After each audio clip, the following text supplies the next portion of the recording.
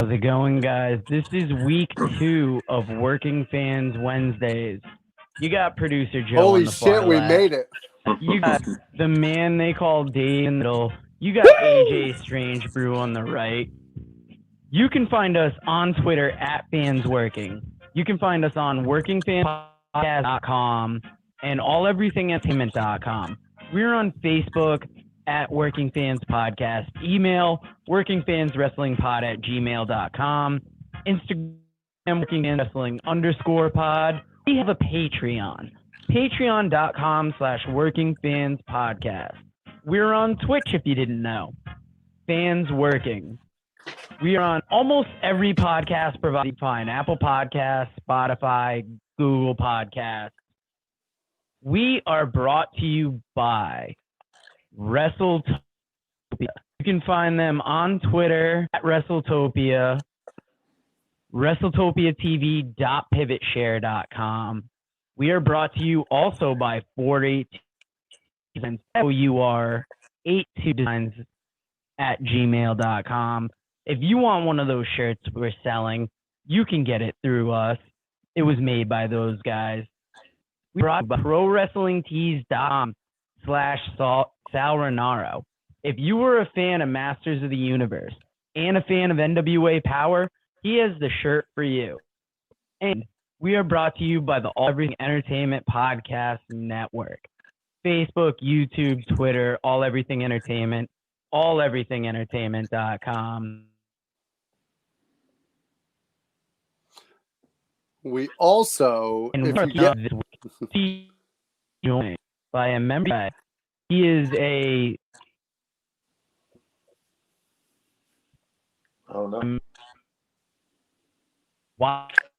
side rookie. He is yeah. So working you've seen him. This is the mighty Sal Rinauro. Sal, thank you so much for joining us today. And it's good to see face to face. We've talked to you a couple times, and I'll be goddamned if your passion didn't bust through. Like Dave was saying, we have gone, and we all agree. I love it. I'm glad it can bust through. I apologize for you guys having to see me face to face. I've been told I have a face for radio and a voice for the deaf. You do what you want with that. Well, we're happy to have you on, and we're sorry you have to see AJ's face too. Sorry. Luckily, my head only takes up 90% of the screen. No, these coronavirus masks have actually been a blessing for me. So. Dave actually loves to wear them on dates. It's fantastic. Keeps them guessing. The strengths. I can't argue that. He finally looks like his profile. Hey, So we're doing now Tim King has already mentioned about the shitty internet we got going, and I'm sorry that we got a little choppiness, but I don't believe you've talked to Sal yet. Do you have any questions, Sal, before we get this whole thing rolling out? Well, my first question for Sal is, how great is it to be working with the NWA? You grow up a wrestling fan like we did. I can tell you that I wish I would have had an opportunity when I was working to work for the NWA. So what's that like? It's not even something I can put into words. Really, I mean, it's so supersedes anything I had anticipated it would be. I was literally a last minute add-on. The first set of power tapings was on a Monday. I got the phone call the Friday before, like, hey, and keep in mind, I've been plugging away. I want to go, I want to do it, I want to do it, I want to do it. I got a call Friday, hey, if you're available, we'll use you. And I was like, I've never been more available for anything ever. So, I kind of just went in with open eyes and open ears and shut mouth. And it's been such a surreal ride that, like, it's just awesome. When I walked into that sound stage the first time and I saw the set, and I mean, it was 1985, and I literally had to stop and just drink it in for a minute. And then, of course, Ricky and Robert happened to walk by right as I'm doing it. So like, oh, I didn't even know I bought a DeLorean. I just went Back to the Future. This is great. I think what would have fooled you the most is the fact that Ricky still has the mullet. Oh, what got me out of it was actually Ricky giving me a Canadian Destroyer. I'm like, hey, Oh. how you do in '86, Ricky? Come on. That's funny. Any have you guys gotten any kind of idea when you might be seeing a return?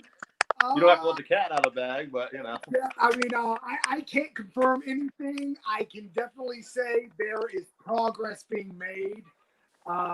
It's not my place to say times or dates. I definitely, I have on good authority. I think is the best way to put it. I have good authority. We're a lot closer now than we are further away. So I want to ask the question that I'm pretty sure everybody's thinking about. Why did we not see you at Bloodsport this weekend? Yeah. You would anybody suited with Bloodsport or the Shimmer Show. Either one. I'm kind of, I'm a column A, column B kind of guy. Yeah, actually, I kind of reached out just to see if there was anything I could do for any of the questions, and it didn't work out. That's okay. I actually got to stay in Georgia. I got to wrestle Corey Hollis for a company called Wrestle America, and Corey Hollis.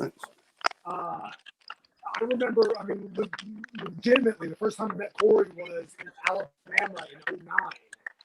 And I kind of handpicked him. I want to work with this guy. Company fell through. It didn't work out. And I've helped mentor him throughout the years, but I've never had a one-on-one with him. So this last Saturday was actually my first singles match with Corey, and we had a banger. I was really, really happy with it, and we were first, so I was on the way home by intermission. It was a dream scenario.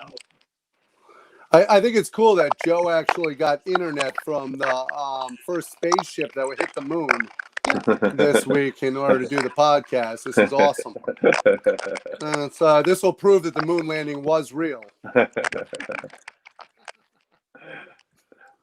Now, guys, I know we want to bag on my internet all we can, but we are here for one reason, and we're here to see who's a better talker between Ric Flair and Dusty Rhodes. We got a couple votes. I know AJ and Dave want to start off with a debate. So before these guys start bickering and complaining, why don't you tell us a little bit about who you think's a better talker between Flair and Dusty? When I got this topic, I kind of took a step back to say, okay, and it's weird because my gut instinct, my instant reaction is, oh, it's Dusty. I think that's more just as a kid, I would quote Dusty more and I would do Dusty impressions more. But then once I started thinking about it, the very first VHS wrestling cassette I owned was 92 Royal Rumble. And I'm not going to say I've seen the Ric Flair tear in my eye promo more than anybody on the planet. I'm easily top 10. I've seen Mean Gene yell at a man, put a cigarette out like nobody's doing. And that promo is one of my all-time favorite. Like you feel that he honestly believes that he is the best in the world after going 53 minutes and winning that Rumble. So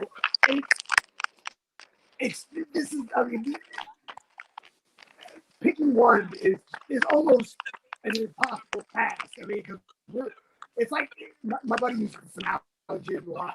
It's comparing apples and churches. It's just you've got Dusty, who relates to the common man, to the everyday person. He's got the list. He's got the accent. He doesn't have that one catchphrase. Where you got Flair, who basically everything he says turns into a catchphrase because it's so good. But it's always Dusty's talking to the common man because he's one of them. And Ric Flair's talking to everybody above the common man because he's better than the common man. So it's like, who's your favorite child? You know?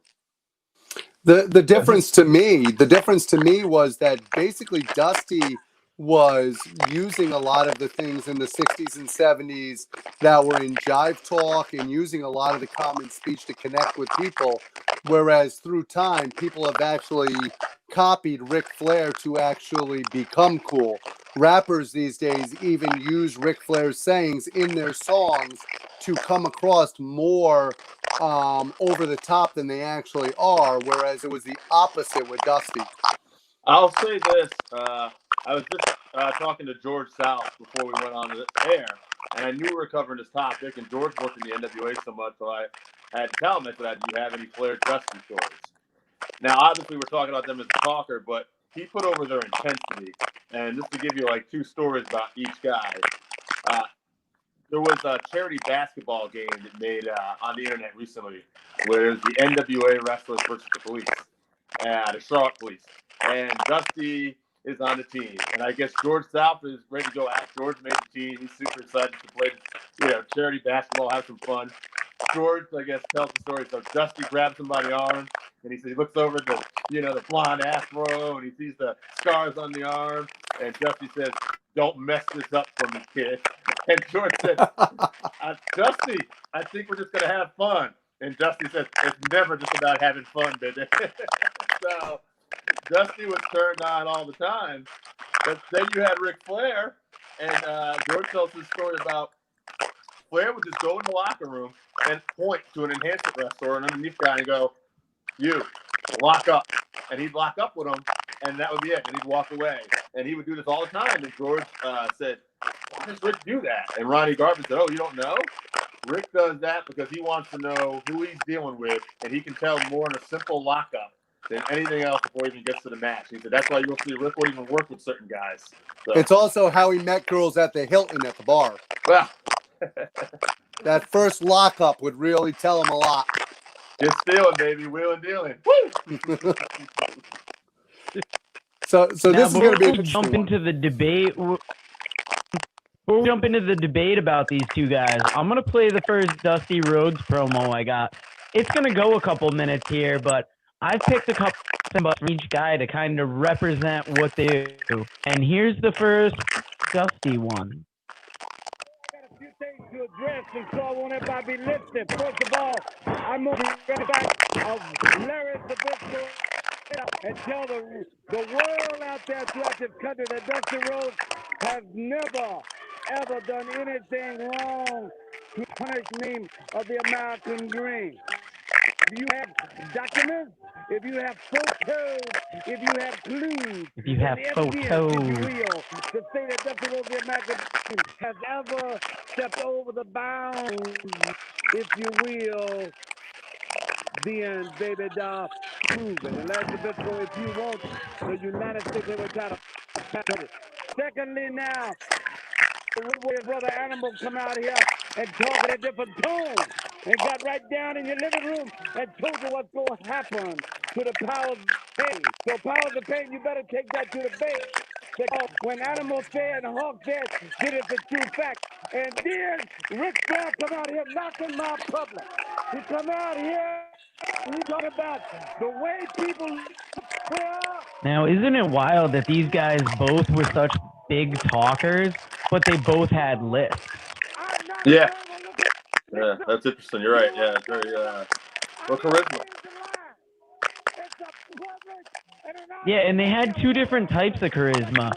It was almost like Ric Flair was straight braggadocio, where Dusty was connecting with people like people to people. And we'll get to that with his Hard Times promo where, touching the screen. But he is like appealing directly to the people. Joe, one of the things that we missed there because we started talking was the timing for Dusty Rhodes. He actually would start off talking calm like we're talking right now, and we'd be having a discussion, and we can have a discussion about those simple, easy times. But then as the times start to get hard, baby, his voice rises up. He starts to get a little bit more inflection in there. You start to feel it, baby. And that was the big thing with Dusty Rhodes, is knowing when to bring the feelings and when to keep it level, so you knew the difference in the promo between when he was serious and when he was kind of just bringing you in. You know, one thing I thought too, I'm going to jump the debate a little bit earlier, but I'm just thinking, like, they're so closely matched in talking.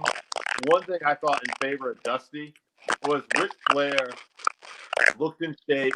He was so charismatic, but, you know, he looked like a superstar when he walked by, dressed up.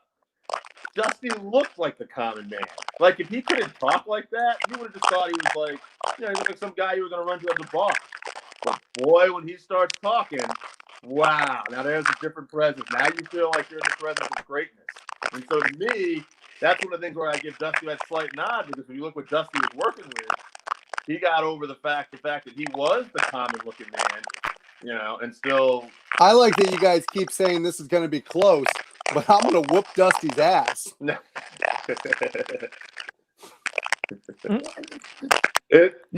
Believe me, I've Sal, been talking having to all to this is very deliver sad. promos. The perfect rivals that they ended up being. I mean, would there be a Ric Flair to the level of Ric Flair? Or would there be a Dusty Rhodes to the level of Dusty Rhodes if they didn't have the other? You know, I mean, it's almost like we watched them play their personal game of one-upsmanship. You know, because Dusty would hit you with a banger. And Ric Flair is not the type of guy who's going to go, oh, well, Dusty got me. No, Flair's got me. You know, I'm pretty sure we've all heard the story of Ric Flair went and bought a meat road. So Dusty Rhodes went and bought two. So Ric Flair went and bought a Cadillac. So Ric Flair went and got the extended model. And their on-screen rivalry was a real-life rivalry. And it's just amazing that these two promos existed at the same exact time, and they were going head to head. You know, would go back to that question. Would Dusty be as big as Dusty was without the other one? It goes back to the old saying, does anybody care what God's doing if he doesn't have a devil to slay? Yes. And by old saying, I mean, AJ and Dave, between now the debate between you guys, Dave, why did you pick Dusty at Benoma? Ultimately, like, kind of like what I was saying, like what Dusty had to work with. I mean, at the end of the day, like, he looked like the common man, but to me, he was just such an outstanding talker that, you know, like, he just drew you in. And look, I mean, don't get me wrong. To me, it's shades, right? I can go on with Ric Flair promos. As Sal was talking about the Royal Rumble 2, 92, with a tear in my eye, I'm going to tell you all. You know, this is the greatest moment of my life. But then you got Dusty. Like, one of the promos we don't even have here, one of my favorite promos was when he's talking to his son, Dustin, and talking about, you know, how Iron Anderson had turned his back on him. And he said, you know, Iron Anderson ain't never going to be nothing but a walk behind her. And when you're a walk behind her, but you never, like, that's life advice that guy's throwing in there, by the way. You know, like, stand up and beat somebody. To me, it's like, I don't know, Dusty always gets that slight nod. Okay. Also, this is an example. The Rock is one of the greatest promo guys of all time. He's probably, in my opinion, the most charismatic guy of all time. But when you're talking about most charismatic wrestling promos, and I start to lean towards guys like Dusty and Flair. Not a knock on The Rock, but that's how truly great Dusty is, in my opinion. Okay, first of all, Dave, you're talking like a fool as usual.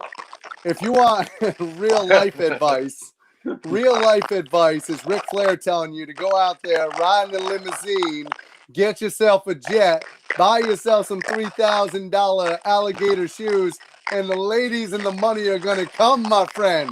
That's life advice. Who wants to be the son of a plumber? I don't want to be sitting back there watching somebody work a wrench and freaking maybe drop an elbow in my 300-pound body and watch my belly jiggle.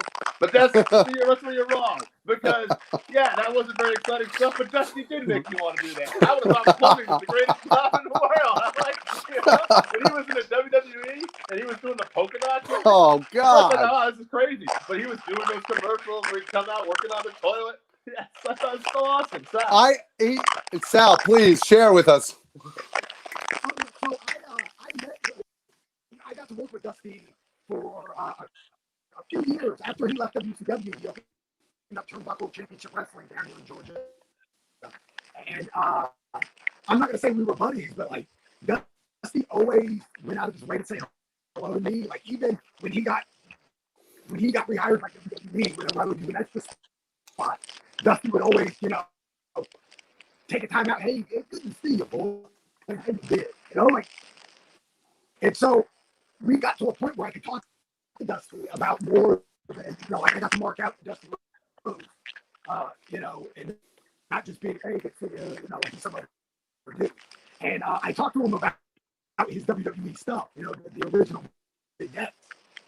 And because my favorite line, I'm pretty sure we all know it. He's working at the meat factory, and he's making sausages, and prices, but you sure can't eat his meat. And I have to know, like Dusty, how did you get that line? Like as a kid, I remember seeing these videos and completely over my head. Did not get the joke at all. It wasn't until years later that I was watching old Coliseum videos.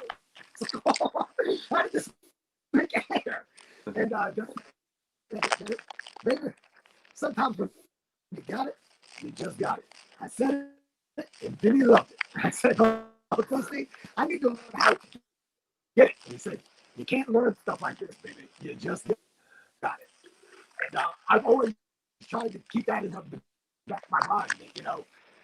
Dusty's magic. Part of his magic was just, it was him. And that's why he related. And that's why it came across like he was a common man. And that's why he came across as that real guy that when he reached out to TV and hold his hand. It's because a part of that was just Sal, I'm going to do something here that I don't normally do. I'm going to put you over. You, my friend, are very charismatic. When you're actually out there, whether you're stealing people's girlfriends or whether you're wrestling in the ring, you do a tremendous job of making people want to watch you. So I want to give you credit on that. And then I'm going to take credit away from Dave later on just because I have to yin-yang it. Sal, unfortunately, we are having a little problem with the internet tonight. It's not your fault. But if it's all right, we want to work on this. So I'm just going to end this. Is there anything you want to promote? Take us home, big guy. I'm sorry. Oh, you broke up. I'm sorry. What were you saying? Oh, sorry. Sal, yeah, that's it. We're having a little trouble with the internet. So I'm just going to take this home. So if there's anything you want to promote, go right ahead. We're just going to do that. Oh, yeah. So, ProWrestlingTees.com, Sal Rinauro. Check the shirt. I actually have a That's the shirt I was talking about. I love this shirt. I'm very proud of it. It checks a lot of the boxes in my nerd world. I've actually got a new shirt I'm working on, inspired by The Office. I don't know if you guys are fans of The Office. I'm a huge Office guy. It's just a mug that says "World's Best Wrestler." Nice. Yeah. Right? I can't believe nobody's had this gem of an idea. I'm excited you're going to get that for me. You can follow me at Twitter at Sal Rinauro. I'm on Instagram, Sal_Rinauro. I'm on Facebook at Sal Rinauro. I'm very clever with my names. All right. Well, That Sal, was awesome. Thank you so much. thanks for joining us this week. We're always a pleasure to have you on. We're sorry about the internet connection, but thank you so much, man. We will bring you back again, then. Absolutely. You just tell me when. I can talk about this stuff all day. Awesome. Thank you, Sal. Thank you. Oh, man. All right. Hopefully, dropping down to 3 will actually give us a little better traction on our talking. Yeah. First of all, right. Josh, I want to give a shout out. Josh, wait a minute. Let's give a shout out real quick here. Josh DeBoard is checking in. We've got Randy Osgood checking in. He mentioned the Road Diaries, where you can check out Sal interacting with Daniel Bryan and freaking Cole Cabana. We've got both of the St. John's that are freaking with us. So that's an awesome thing. We want to make sure we thank all these guys for checking in, even though we're having technical difficulties. Oh yeah, 100%. Tonight was more embarrassing than trying to date a girl in a halfway house. Who I'm not going to say one of us tried doing it this year, but I mean I've got egg on my face. But can we get back Dusty versus Flair? We are so sorry for the technical difficulties.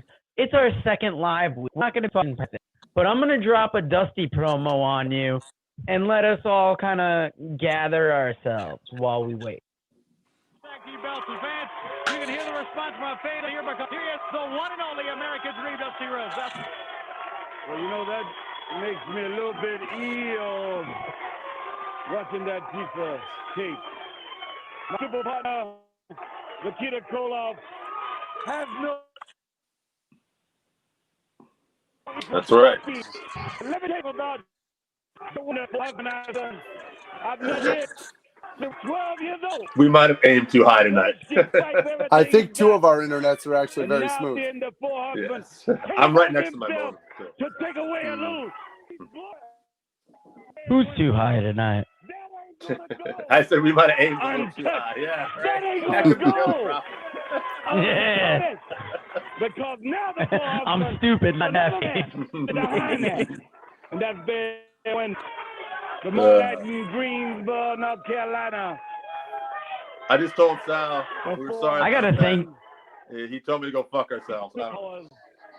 And the Warriors of the street. I gotta thank Sal for coming on, because even though despite the internet issues, he's come with us 3 times now. He's appeared on the show. Yeah, Sal's a pro. Absolutely great guy. A lot of fun. One of my favorite guests, him and George South, are both just super passionate guys. We'll never get George on the show because George is unfortunately using the same cell phone since '86 that somebody gave him. He told me beforehand he's got a flip phone and he's grandfathered in. He's got a $29 unlimited plan for anything. Yeah, because all it does is make calls.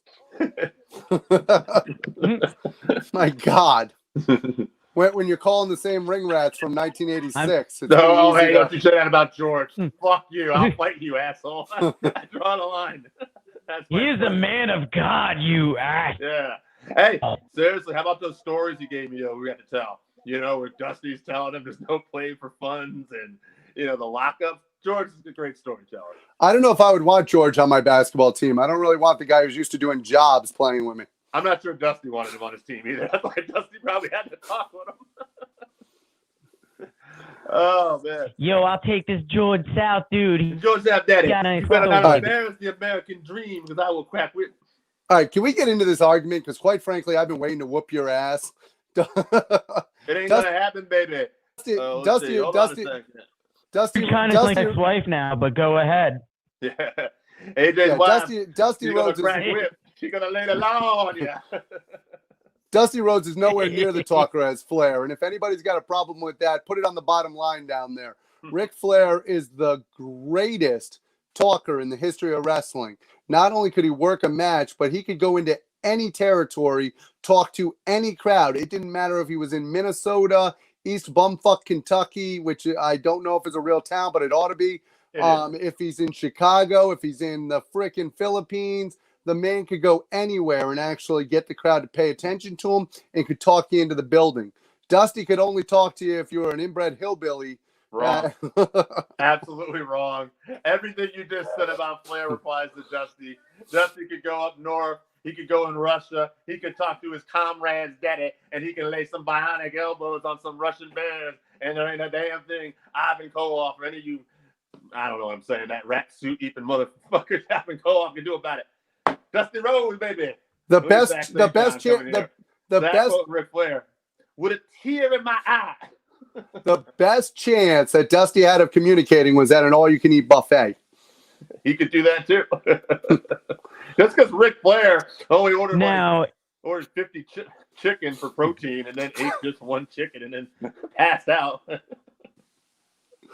That's but let's seriously talk about promos here. They both did a great job of reaching out to their audiences. They both were tremendous in their own right.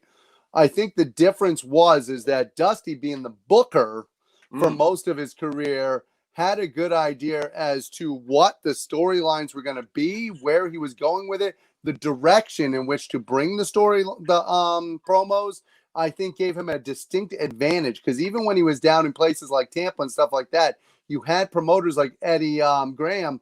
However, Dusty was always the booker wherever he went, usually, other than when he went and did the polka dots for Vince McMahon.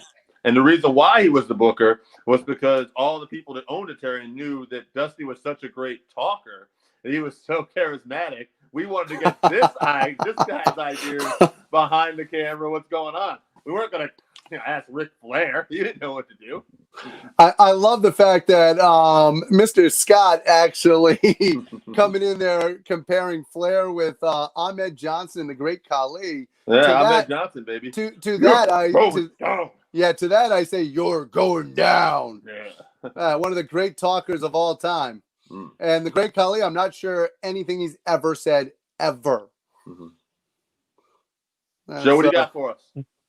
Now, that's usually a Dave's opening gate line, but I think the difference between Flair and Dusty is Flair seemed to be more kind of hyping himself up, while Dusty, even though he was hyping himself up, was doing his best to connect that to the crowd. And the wild thing is, when I was doing some research with all these quotes, was most of the time they were cutting promos against each other. So they were the good and bad of the 70s, 80s time frame. The difference is once again with the American Dream being the babyface, and most of the time with Ric Flair being the heel. As a heel, you want to actually draw attention to yourself, and you want to come across with that arrogance that makes people want to punch you in the face. Sure. Whereas being the booker and being the face of the company throughout especially the huge baby face, you want to make that connection with people. You have to get people to sympathize for you and want to cheer for you. Now, that being said, I can tell you as a former wrestler and somebody who's had to work, most of the douchebags I know in the industries are actually baby faces. And the reason why is because you have to believe that people will actually want to cheer for you. Whereas as a heel, you have to naturally believe that people will dislike you. You know, it's just, I keep going back to this. I don't know. To me, it's like they're both just great, not only great talkers, they both have great presence. You know, they both draw you in. And I don't know. To me, honestly, we've had debates on the show before about who the greatest talkers are. It always seems to come down to Flair and Dusty for me. Like, these are the two guys that I think are like right there. Well, I think one of the ones we're going to have to do in the future, and I think that these two guys are two of the best talkers of all time too, is I think at some point we're going to have to do a Paul Lee versus Jim Cornette. Sure. Because their job solely was talking. Flair and Dusty drew you in because eventually they had to have action in the ring and back up what they were saying. Whereas Paul Lee and Jim Cornette had to try to get over other talent and and we're not going to be in the ring to make you either cheer or boo them. It was all coming down to their verbalization. Zach St. John bringing up superstar Billy Graham, another tremendous talker. I want to throw, while we're just talking about good talkers in there, Terry Funk. I just watched a promo with him the other day. Somebody had posted on Facebook where he's talking to Jim Ross on an old WCW Saturday Night taping. There's no way this probably goes down today, but he's telling Jim Ross about how when he was a kid, I had this jackass that I loved, and I loved that jackass. And then one day, Daddy said, "We got to put it down, son." And he shot that jackass right in front of me. And I was like, "Daddy, no. Daddy, why did he shoot Dory? What? This was Terry. Oh, I thought he shot Dory. No, My no, bad. that was another jackass. My bad. Different So, jackass. At the end of the day, and then he says, but Terry brings it back in, where he's like, we can't unfortunately put Ric Flair down, but you can give me a shot at his title and take that title and drive him on out of here. I mean, to me, that's like what Terry was like, just one of the greats as well. Well, the only thing on Flair that you couldn't get down was the baby's arm. If this was about the baby's arm, I don't think there's anybody going over Ric Flair. All right. Maybe the Great Khali. Dusty might have had a button on. I don't know. For all I know. I heard. I was going to say I heard Virgil talking about Andre Stick. That's true. Andre was another. That's another one I got. Yeah. Just because Virgil had to polish it doesn't mean he got that meat sauce. Yeah, Virgil also did a horse sound for an elephant. Yeah, he was talking about Andre's dick being and they did like what would be like a horse neighing, and it shows that I don't think Virgil's been close to a farm at all. I just want to say real quick here, like I had like this idea in my head when the show was going to go on with the clips and Sal coming on, and maybe it didn't work out quite as well, but I'm so glad we got to talking about dicks. Like, this is what we're all about here. The Working Fans podcast. We're going to be live. If you want to hear about, like, Virgil's dick, we're here for you. All right? Well, nobody can say Dave doesn't know dick. I know the people. That's what I know, AJ. I know the people. And Randy Osgood's sitting there ready to comment right now, and he's ready to go, and he wants to know more about Andre the Giant. Well, he did. Well, he did mention someone who is commonly referred to as a dick in wrestling, Tully Blanchard. So, and yes, he did do great promos. But guys, let's see if we can bring this to something else. Where the good people, we might have to start talking about where the good dick's at the Working Fans podcast. Sorry to any family that is watching this right now. Yes. Wow! God. God. It's like hitting a steel post for Lex Luger. But guys, we're getting a little off the rails here. But I want to talk. Jake has a comment, and Jake says that he liked the American Dream because when he talked, it was like poetry. Now, do you want to dispute that, AJ? Because you can say that the Dream talked nonsense, that he talked shit. But, I mean, it was almost, stream of consciousness poetry, I would argue. Yeah, there was a flow to it. Jesus, Zach. You're welcome, Zach. Tell the kids I said hi. Tell them Uncle Dave said hi. Never met the wife, but the missus as well. Hello, how are you? First of all, I don't know where you guys get your poetry at, but certainly that wasn't Keats. That was I get it from Jake. He's him and motherfucker. That's right. Actually, for those of you who are tuning in for the first time, Jake St. John is our resident poet. He does have a book out that you can get on Amazon. It's what's the title of that book again? Lost City Highway. That's a Lost City Highway. So if you check that out on Amazon, you'll get some great poetry. None of it actually sounds anything like Dusty Rhodes. But I can see where it comes buy from. It anyway. And he's even got a couple poems on tomorrow's episode. Wow, that is fantastic. I look forward to tuning into that.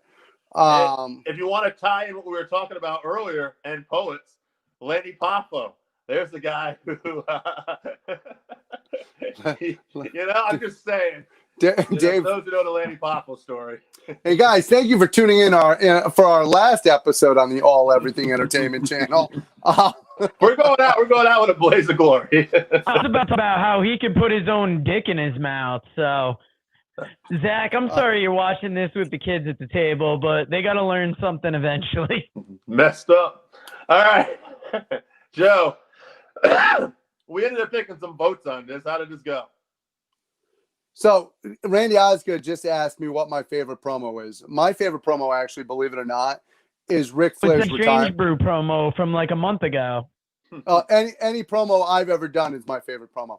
However, my favorite Ric Flair promo is actually his retirement promo, believe it or not. You talk about a promo that actually really got me into tears at the time. It was painful when Iron Anderson was retiring and was saying that he couldn't be his best friend. And when Rick came on there and actually talked afterwards, that promo to me was the realest he's ever been. The big thing about Ric Flair is that those who are in the know that unfortunately he's an extremely allegedly insecure person who has never had a tremendous, and he's admitted to this himself, who outside of wrestling does not have a tremendous amount of confidence. And I think when the pieces fall away from him, like losing an Iron Anderson, who was his best friend at the time, and stuff of that nature, that he genuinely had fear as to what was going to be left of his career. And you saw that come out at the end of that promo. So to me, that's one of my favorite promos from Ric Flair. I'll say this too, even arguing for Flair a little bit, even though I'm in Dusty's corner here. They were just having Flair come out week after week on Nitro at one point, cutting promos. And it's funny because at first I'm like, where is this even going? But next thing you know, my ass is sitting there going, mean Bakajin, and it would just be like that every week. And also to what you're talking about too, like with the Iron stuff, let's not forget, this was shortly around the same time too that Eric Bischoff had sent Flair home. There was some legal issues, and then Flair came back. They had the New Horseman, and there's Flair cutting a promo on Bischoff, and you felt Flair had a live mic, and that was real. Flair's talking about abuse of power, you're an asshole, and he had a live mic, and there wasn't much they could do about it. So, love me some Flair promos, but to me, Dusty just made me feel more emotion more often. There was this, I don't know. That's how I feel about it. I just feel that Dusty's just had just a slightly bigger presence. Scott coming out with somewhere right now, Flair is crying and bleeding at the same time for no reason. It's very, very... Oh, God, oh, no. He's just bleeding and crying buckets right now, folks. I think that at the end of the day, this is going to be a hard one to actually pick a winner. Well, we did have some votes. Joe, did anyone win on the vote? Yeah, the winner is Joe's internet going over him in a landslide. And the joint he smoked right before this. All right, guys, I've got another Flair promo here, and we'll up internet with another gold promo from the King himself. Sure, let's hear it. World Nature Boy Ric Flair, ladies. Fucking bullshit got make through now. To be We humble lost. when you're looking like Ric Flair. And to cap last night's event, as He's out of this discussion, but Dave, there's no way we're pulling pussy off this episode. I'm sorry. Here comes Kayfabe. the boss. And Bruce Springsteen. Joe's in that range. Bruce Springsteen, if you can follow my act in New York, then you will be the boss. Now, let's talk about what's happening. Baltimore. I know you like it when I slide out of these clothes. You see the difference between me and a lot of these. It's a 5-minute promo, guys. So if you guys Yeah, want to jump in any time, feel free to talk. He took a shot at Bruce Springsteen. That's an execution. Thank you so much, everybody. No, Hey, anybody want to talk about Wednesday night wrestling? I don't have We have to get to Wednesday night wrestling because you think they got a better show than us? I would say we fucking. Guys, gonna jump ahead to the Wednesday night preview because all did not go as planned. Well, wait. Well, you were sweet enough to join us, so. Hold on. Who did win the vote? Anybody? Was it a tie? What? What's that? Who won the vote? Oh, for the votes? The votes were pretty much a tie. Like, Jack had Man Dream, Randy had Flair, Scott had Dusty, Kenny Culler had Dusty. Tim Hartford had Flair because you couldn't understand a word Dusty said, which I would argue, but I mean, who am I to tell them their opinions are wrong? To be fair, Joe, I haven't understood most of what you said tonight or what Sal said either. So, you know what? Let's try it. Let's try this Wednesday Night Wrestling thing anyway. I heard it was a pretty hot ticket in town, as the kids say. Yeah, please, let's talk about let's do a little preview for tonight. That's first of all, last week, I think, which is leading us into this one, you've got the anniversary show for AEW, which is going to be red hot. Orange Cassidy versus Cody. I think everybody's looking forward to this match. Heel turn, baby. Look out for it. Really? You're expecting an Orange Cassidy heel turn? Absolutely not. I think Orange Cassidy takes the belt, though. I do. I think that He's about to go apple cider, not orange juice. I am hoping that they're using Cody in the transition this week. Yeah. Because, you know, they want to put Orange Cassidy over. They need to. Yeah. Give the fans what they want. That was actually Nyla Rose that transitioned. All right. Wow. We're talking about something different. Yes. Iran, baby. All right. So, do you think do you think AEW or do you think NXT is going to bring home the ratings war this week? AEW, this isn't even really close this week. NXT didn't even announce anything. If you want NXT to possibly take the ratings, wait a few weeks for Halloween Havoc. That show's going to have some buzz on it, depending on how well they build it. I know people are excited about that. But this looks like NXT right now. It's got the injury bug. O'Reilly and... But wait a minute. NXT does have one thing that I think everybody wants to see coming back, and that's Tony Storm's backside. That, you know, I mean, I was... They do have Tony Storm's ass. That's a throwback. Welcome back. Absolutely. To see her... I think having her and Ember Moon return on a serious note, both fantastic athletes, both great wrestlers and workers. Look forward to having them both in the ring. I love that we have on the bottom of the screen, Better Talker, Ric Flair, and Dusty Rhodes, and we're like, Tony Storm's ass. It speaks to me. Shit. Joe, thank you so much for getting... Look, we're learning. Guys, we're going to say that tonight. We are thankful that everybody actually tuned in with us. We hope that the 1-year episode of AEW goes better for you. Sure it will. RTR is going over. Guys, I know we did a show this weekend. We did a show on Bloodsport also. Yeah. But I just want to take a moment and mention that. Bitch. That's uncalled for, Scott. I know I ain't shit, but you ain't got to call me alive on the air, baby.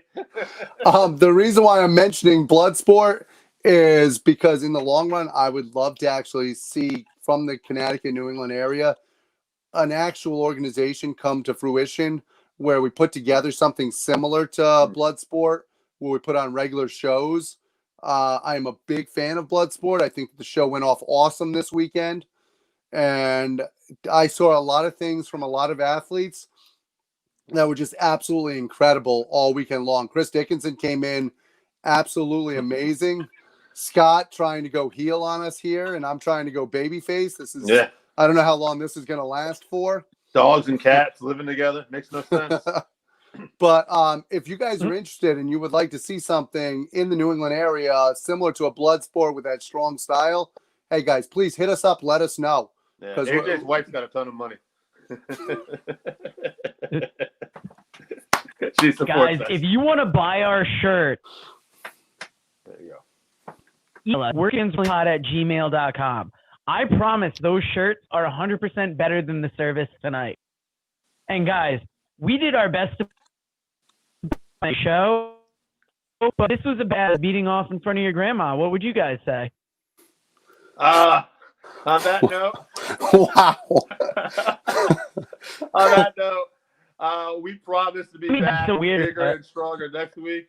We're going to learn from this, and you know, we're going to have some wellness testing policy going on. Guys, also, if you want to check it out next week, I'm going to also be. I'm going to be doing a guest spot next week on RSH next week, 6 p.m. on Thursday. So if you guys want to check that out, I'm looking forward to that too. Watch I'm AJ gonna sync that show as well. Go ahead. Yeah. Okay, I cannot be blamed for this. My internet is fantastic. You know what? AJ, as a former comedian, can tell you, we know when we're bombing. We know when we're losing. And sometimes you just got to go down hard. Tonight wasn't our night. We will be back, damn it, next week. We've been out for the last half hour. Joe will be not quite as fucked up. I'm a little bit fucked up. I can't promise you he won't be fucked up. Hey, Barrel Gay is laughing their ass off right now. Yeah, you can't on the skin. I mean, Jesus Christ. Wellness test policy. Wellness test. Test this man. Yeah. I wish. Call tonight. Thank you for joining us. Scott, and we will see you next week. Scott, I wish. Thank you. Have a great night, everybody. We're gone. End this shit. It's still live.